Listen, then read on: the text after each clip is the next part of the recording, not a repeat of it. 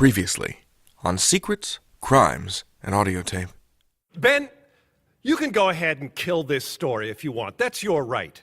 But it's my right to resign from this newspaper and make a public statement explaining why. And I'll tell you this, if the Post caves on this issue, Catherine, you're going to lose some of your top reporters, maybe an editor or two. And you heard the judge, an absolute First Amendment stance? Won't have a chance. Now, what about the testimony about current troop movements? They scored some points on that, don't you think? Well, I got to admit, that was a surprise, but George and I have a few surprises of our own. I just hope to God it's enough to keep the Post publishing and its editors out of jail.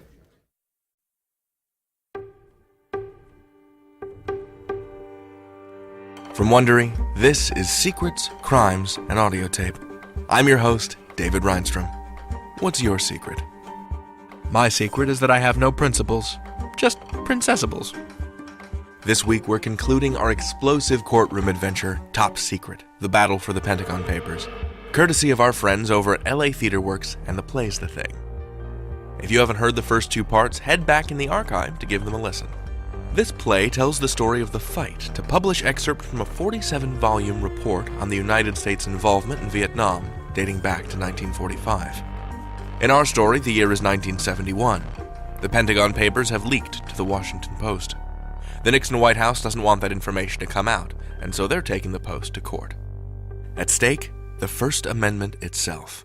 What's more important, protecting the government's reputation or the right to a free press? Attorney Brian Kelly is representing the Post, and he's just been knocked back on his heels by lawyers from the Department of Justice. But going into the closed session, Kelly and his ally George Wilson have a few more arguments they haven't trotted out yet. Fair warning, this story, as with anything involving Richard Milhous Nixon, has its share of adult language, so listener discretion is advised. Join me for Part 3 of Top Secret, The Battle for the Pentagon Papers, recorded live in performance in 2008.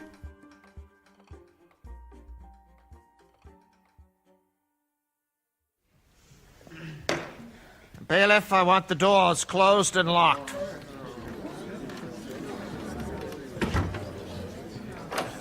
Thank you. We just found a tape recorder that someone had concealed in here.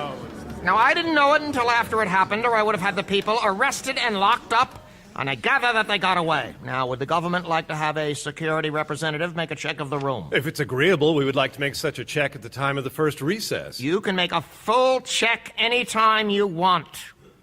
The court will make the following order. No one attending this in-camera hearing shall reveal anything divulged herein to anyone outside the hearing. All notes and other writing made by defendants, witness, or counsel shall be surrendered at the close of the hearing. Mr. Vanderhall, you may proceed with your case. Your Honor, at this time, the government wishes to introduce in evidence the top secret affidavit by Dennis J. Doolin, who previously testified. I suggest it be marked as United States Exhibit Number 2. It will so be identified. Your Honor, I would like to ask Mr. Doolin to resume the stand. All right, you are still under the same oath, Mr. Doolin. Yes, sir.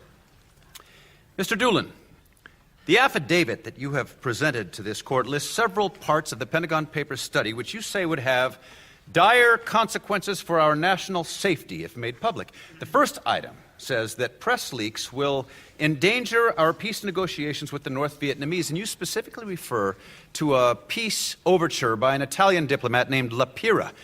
Do you regard the Lapira peace feeler as a top secret matter? I don't recall specifically, but I would say, in my judgment, yes, it would still be secret, if not top secret. Still secret? Yes. It would compromise our intelligence operations. In what respect? We have used and are using third countries to convey messages to Hanoi and to receive messages from Hanoi. Those channels may well dry up if material keeps getting in the press. But, Mr. Doolin, hasn't the story of the Lapira peace feeler already been well publicized? I don't know, sir. Well, if that were the case, would it change your opinion? I would still maintain that the principle of confidentiality is in jeopardy. Oh, 1 second, Your Honor. Which book is that, George? It's the one by Kraslow and Lurie. Here it is. And here's the Cooper book. Thanks. Mr. Doolin, Have you ever seen a book called The Secret Search for Peace in Vietnam? It came out in 1969. I'm not familiar with it. You're not? Well, here, let me show it to you. Please take a look at pages 129 to 131. Those pages discuss, do they not, the background and substance of the Lapira peace feeler. I am not quite clear from the book what the feeler was. You mention it in your affidavit. Don't you know what the Lapira peace feeler was? No, I don't. Well, how did you reach a judgment that it might endanger the United States if you didn't know what the Lapira peace feeler was? Well, counsel, if you will read what I said in my affidavit, I wasn't addressing the contents of the peace feeler itself. My concern is with confidential diplomacy. The people who can help us most will not deal with us if these confidential discussions are going to appear in the papers. This is for real. For example, relations between the People's Republic of China and the United States are going to warm up. It didn't start with the ping-pong teams, and it isn't going to end there. But we are not going to make progress if diplomats from other countries lack confidence in our ability to keep a secret. Mr. Doolin, please answer my question. Would the Lapira overture, already public, create a danger if it showed up in the Washington Post? I stand by my original assessment. All right. Let's turn to the next item. You identify a document that indicates that a Canadian diplomat was acting as an American agent. His name is J. Blair Seaborn. Do you contend that Mr. Seaborn's mission is still secret? To the best of my knowledge, Still secret. yes.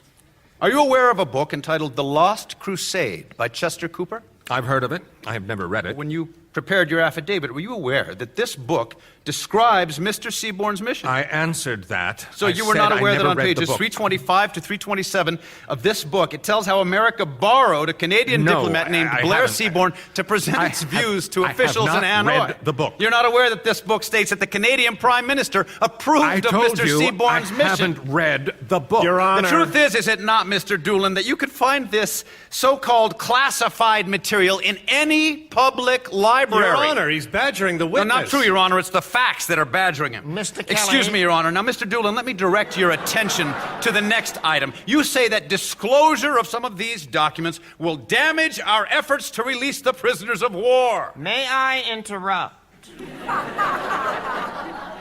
Certainly. I'm more interested in another statement in your affidavit. You say that if these documents are published, prisoners of war are going to be killed in the prison camps. I didn't say killed, sir. All right. I am looking at the text of your affidavit. You said that they will die.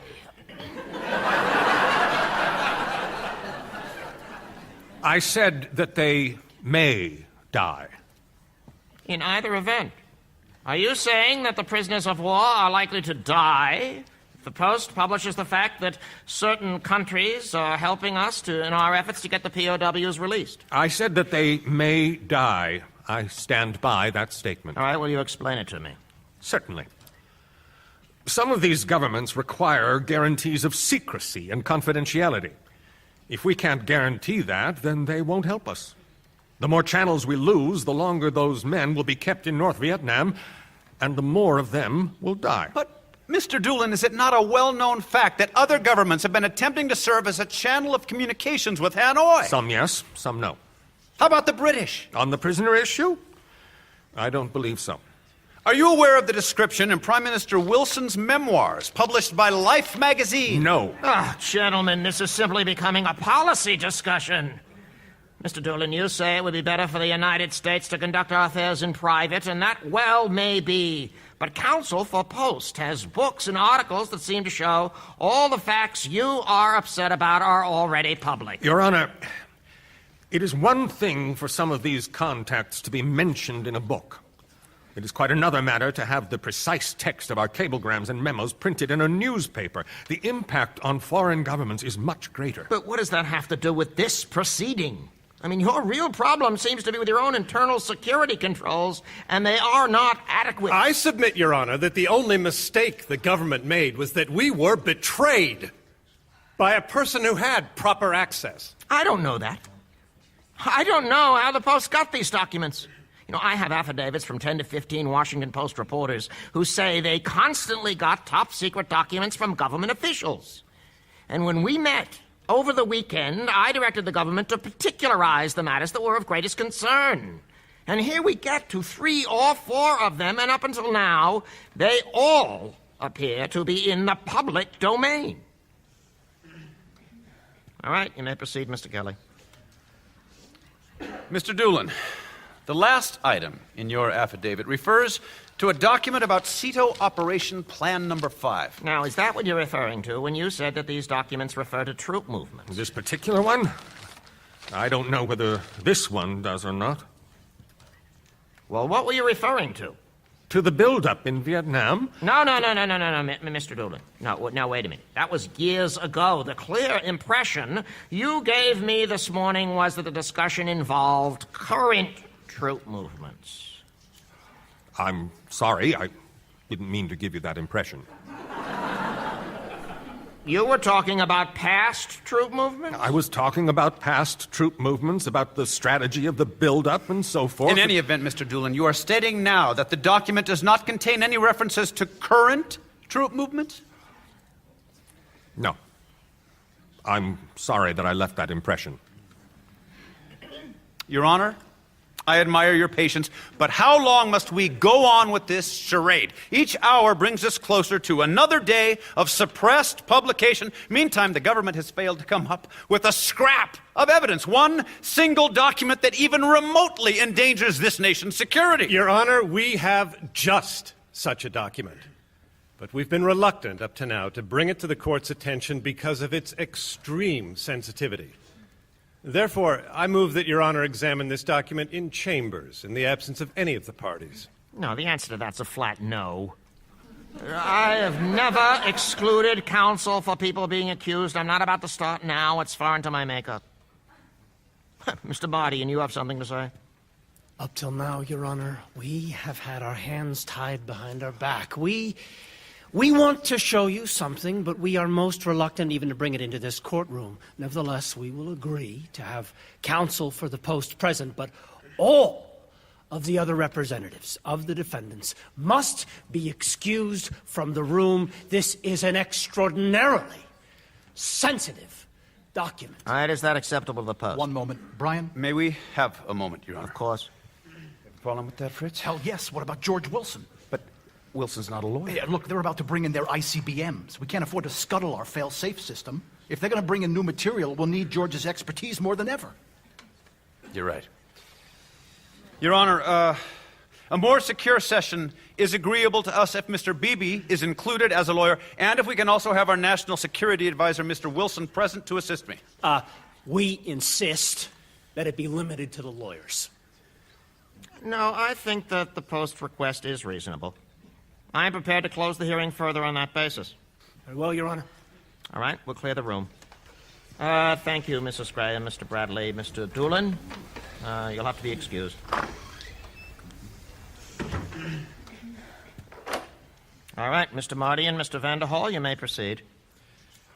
The affidavit that we propose to introduce is from Vice Admiral Noel Gaylor, Director of the National Security Agency.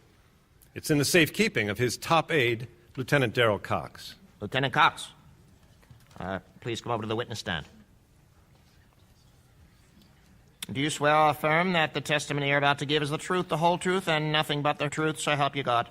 I do. Would you please state your full name for the record?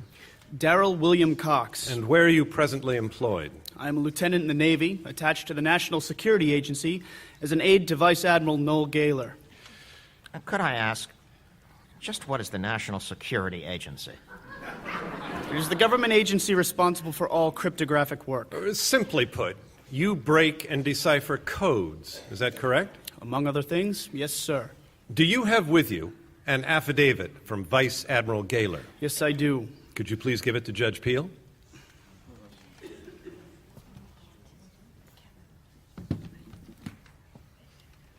Your Honor, my instructions are to give you the briefcase and these keys. The affidavit is in the briefcase.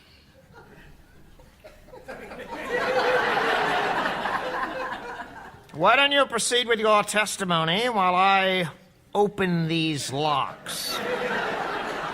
Yes, Your Honor. This briefcase contains an affidavit from Admiral Gaylor describing a specific document that we believe to be in the Post's possession. This document is an August 1964 Defense Department cable that quotes from a radio intercept made by our agency during the Gulf of Tonkin crisis. Now, if the text of this cable is published by the Post, the security of our code-breaking capabilities will be seriously threatened. Young man, there is a sealed envelope inside this briefcase. I take it I am to open that as well. Yes, sir.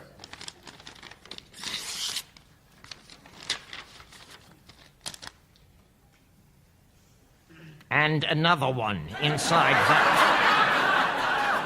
Yes, sir, that as well. All right. Here it is. Give me a moment to read it. We request this document be marked for identification as United States Exhibit Number 3. It will so be marked. All right, please give it to Mr. Kelly to read. Won't you please give us a moment to review this, Your Honor? Obviously, we are seeing it for the first time. Of course. Jesus Christ, George, this is it, isn't it? Those bastards never warned us about this one. It's a red-hot piece of intelligence. Peel isn't about to let the Washington Post tell the Viet Cong that we've broken their codes. Can you stall for a little time? I could swear that I've read this somewhere before. For Christ's sake, George, don't fake it. I'm not. Just give me a little time so I can look for this thing. I'll try. Your Honor, in all fairness, this is our first viewing of this document. A minimal recess is in order. What are you trying to do, Kelly? Put Wilson up against the National Security Agency? Now, Mr. Kelly, wasn't it you who just said a moment ago that every minute is precious? Indeed, but... All right, well, you've got your document here. You've got your own expert. Go ahead. Question the witness. That seems to be appropriate procedure. Very well. Lieutenant Cox, this is a document from 1964. Is the code still in effect? To the best of my knowledge, yes, sir. Well, don't governments change their codes on a regular basis? They certainly will if your stories are published. So... Brian. One minute, Your Honor. Of course. Yeah. Here it is. I found it in the open literature. Incredible. Your Honor, this may be a sensitive document. Maybe it should even be a secret document. But it's not a secret. Despite the Academy Award-winning performances we've witnessed here this afternoon, the government gave this precise document to the Senate Foreign Relations Committee. Congress published it in a hearing report. This is the report of the Senate. Attention to page 34. This so-called secret document has been available to the public, and might I add, to our enemies, for more than 3 years. It sure looks the same to me. What do you have to say, Mr. Vanderhall? Your Honor... Your Honor, in light of the fact that this is new material, the government requests a short recess. I'm going to deny your request, Mr. Mardian. This was your document. This was your proceeding. You have the burden of proof. I will issue a formal written opinion, but gentlemen, I can tell you right now, I intend to deny the government's request for an injunction and allow the Post to resume publication of these papers. This hearing is adjourned.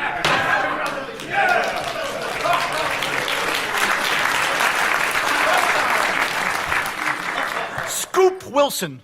Scoop Wilson saved the day. Later that evening, we had a victory party at the Post. Yesterday, I saw a bumper sticker that said, "Free the Pentagon Papers." Well, tonight, we liberated them. And I am so damn proud of all of you. To Catherine! Well, you certainly won your stripes on this one, Catherine. You must be feeling very good. I am. I feel as if I made a 3-point landing on my first solo flight. More than that, you showed world-class courage. Oh, careful, Ben. It only takes one sloppy sentiment to ruin a fellow's reputation.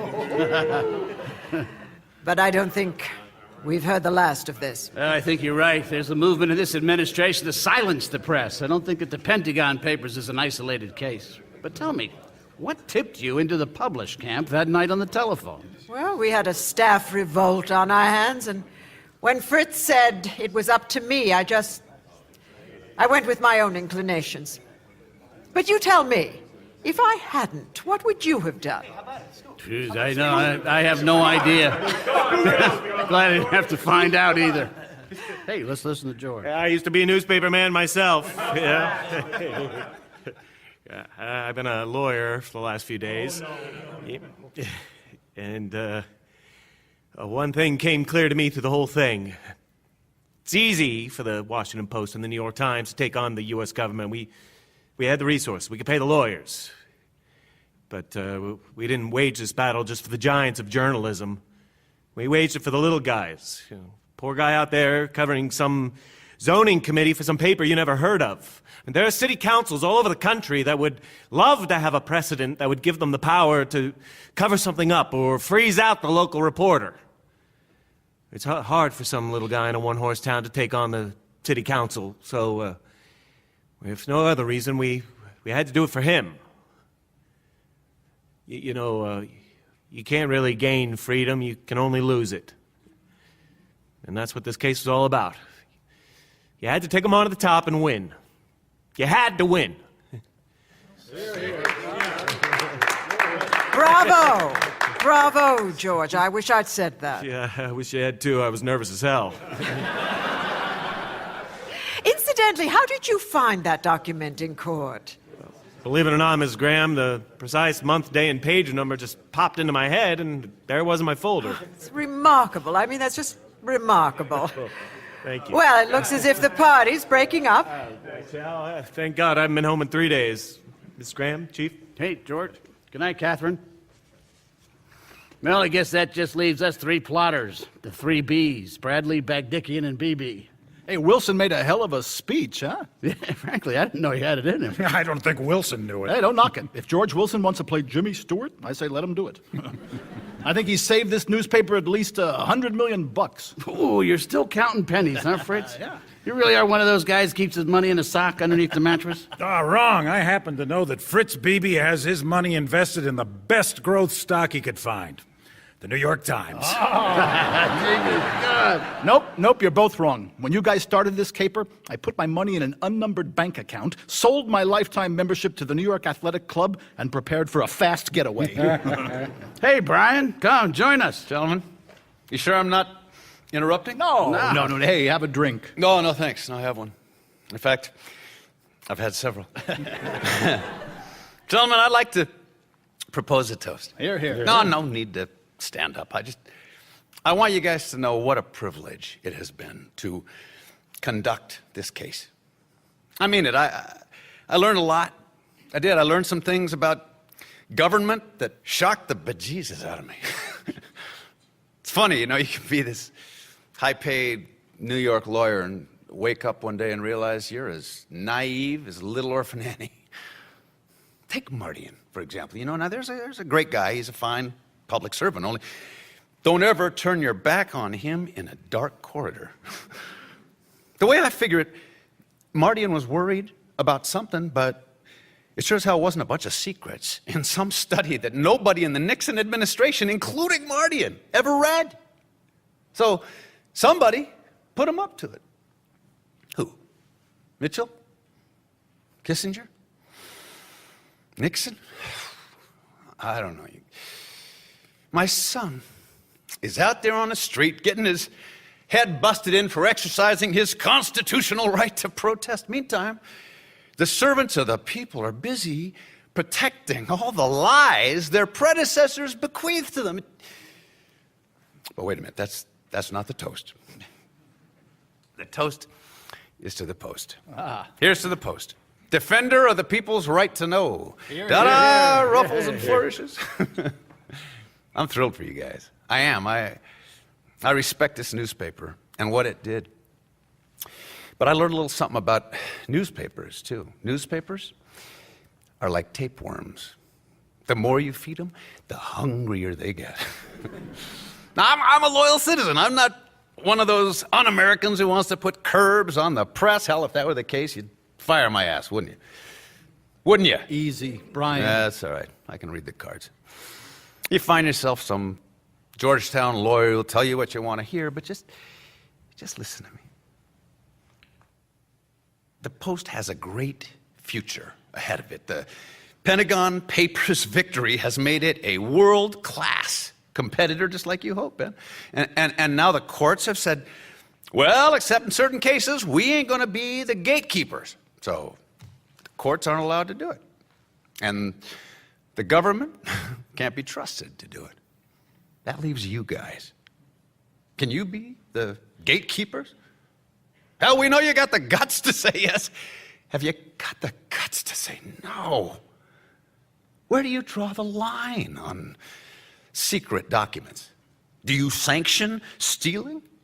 How far do you go with anonymous sources, huh? To what ends do you go to feed the tapeworm? Do you ask? Do you want to know? Hell, Kelly, this is a victory party. It's not a wake. Tonight we're celebrating privilege. So here's to privilege. Long may it wave. We're not going to talk about responsibility tonight. Responsibility, that's for tomorrow. Hell, I'll take that drink. If you're still offering. Come on. Yeah? I promise I won't say anything. Although the Post won its case in district court, the battle continued for another week. The government immediately filed an appeal, blocking the publication of the Pentagon Papers, while the case made its way to the Supreme Court. On June 30th, 1971, in his final decision from the Supreme Court bench, Justice Hugo Black said that the New York Times and the Washington Post should both be commended for serving the purpose that the Founding Fathers saw so clearly. In a landmark ruling, the Supreme Court allowed both newspapers to resume publication, calling the government's action an unconstitutional prior restraint. It's interesting to me, years later, Nixon's Solicitor General described what he called massive overclassification by the government and said that the government's real concern was almost always to prevent government embarrassment rather than to protect national security. I never considered the publication of these papers to be a breach of national security. On the contrary, I saw it as a contribution to the national interest, indeed, as the obligation of a responsible newspaper. Of course, what we did not yet know was that this material would lead to the exposure of an even larger pattern of lying and deception by our government. The door was now open for the stories by Bob Woodward and Carl Bernstein about the Watergate break-in that did so much to cause Nixon to give up his presidency. And finally, we could not yet know that the publication of the Pentagon Papers would actually help bring the divisive and painful war in Vietnam to an end. Vietnam, go Nam!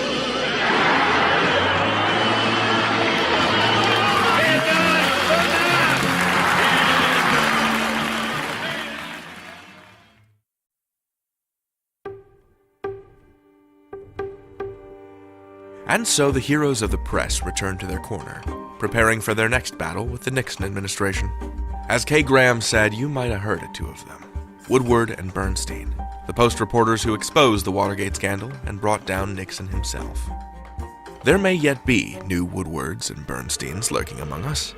There may yet be a byline or two that pressures the government to do the right thing, exposes corruption and graft, sticks up for the little guy.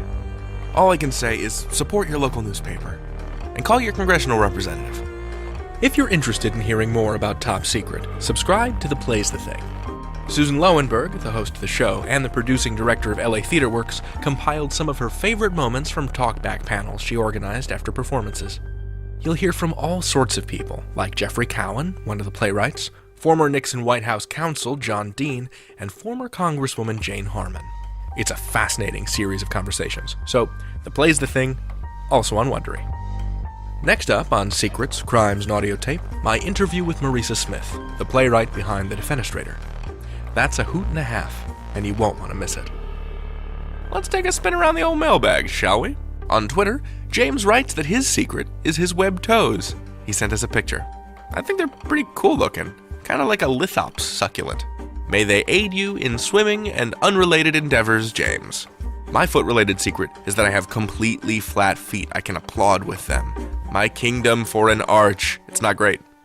Remember, you can reach us on Twitter @SecretsCrimes. You can find us on Facebook. You can email us at secrets@wondery.com. And you can always give us a call at our special voicemail hotline at gagbag5711. That's 424-224-5711. From the Apple Podcasts Review Corner, we have a review from Jay Zylstra, who writes, quote, I love the variety of stories that comes through Secrets, Crimes, and Audiotape. SCA makes my workday go by so quickly. I am always looking forward to the next episode. The audio quality is also very good, and the program is thoughtfully put together. Awesome listening, 5 stars. Thank you, Jay. We pride ourselves on quality here at Wondery, and I'm glad you're enjoying the show. GreenFan033 writes, I'm always looking for an audio drama style podcast, but none hold up to this one.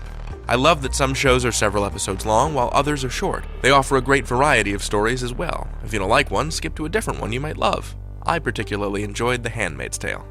GreenFan033, thank you so much. I'm very proud of the work we play here on Secrets, Crimes, and Audiotape. But if you run out of SCNA episodes to listen to, there's plenty more audio drama in the Wondery family. Perhaps you might like Terms, a political thriller by Lindsay Graham, or The Cleansed, an apocalyptic adventure by Fred Greenhalgh. And follow us on social media. We're always down to dish out recommendations for other fantastic audio dramas.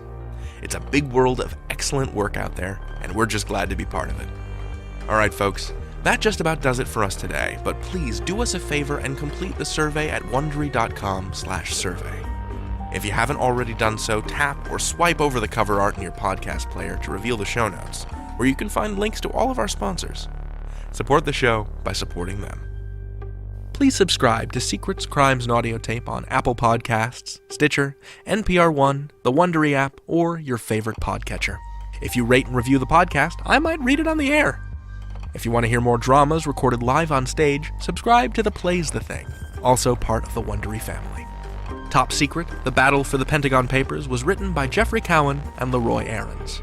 In alphabetical order, the actors were Diana Dare as Meg Greenfield, Bo Foxworth as George Wilson and Gene Patterson, John Getz as Ben Bagdikian, James Gleason as Murray Martyr and Judge Martin Peel, Gregory Harrison as Brian Kelly, John Hurd as Ben Bradley, Raphael Sbarge as Robert Mardian and Ron Ziegler, Russell Soder as Darrell Cox and others, Susan Sullivan as Katharine Graham, Peter Van Norden as Fritz Beebe and Henry Kissinger, Tom Virtue as Dennis Doolin and President Nixon, and Jeffrey Wade as General John Mitchell and others. Sound effects by Diana Dare, assistant producers Brendan Fox and Jennifer Brooks, sound designer Lindsay Jones, recording and mixing engineer Mark Holden for the Invisible Studios, West Hollywood. Our director is John Rubenstein. Podcast production for The Plays the Thing, Ron Lipkin. Thank you for listening to Secrets, Crimes, and Audiotape.